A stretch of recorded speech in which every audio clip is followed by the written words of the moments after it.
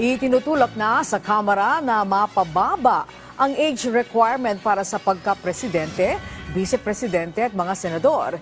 Ito ay sa pamamagitan ng Constitutional Convention sa ilalim ng resolution of both Houses number 2 na inihain ng House Young Guns sa pangunguna ni House Deputy Speaker Paulo Ortega. Isinusulong na mula sa 40 years old maging 35 years old na ang minimum age requirement para sa presidente at vice-presidente, habang para sa mga senador ay pinanukala na gawing 30 years old ang minimum age requirement mula sa kasalukuyang 35 years old.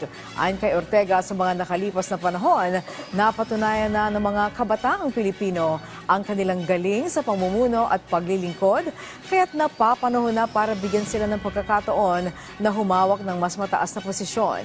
Nilinaw naman ng House Leader na wala silang partikular na kandidato na itinutulak para makatakbo sa eleksyon, pero marami anyang deserving para rito. Maraming possible dyan, maraming up and coming na young executives, young congressmen.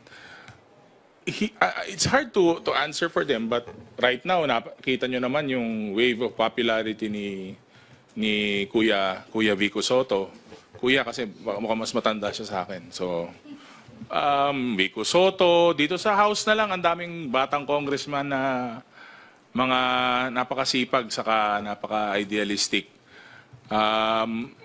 Wala pong limit kung sino po ang pwede na maapektuhan o mag-benefit sa bills na yan. But at the end of the day, we're not looking at the personalities. We're looking at the institution to create a more vibrant atmosphere, vibrant brand of public service, public servants, and siyempre, at the end of the day, siyempre, ang balik nito sa taong bayan.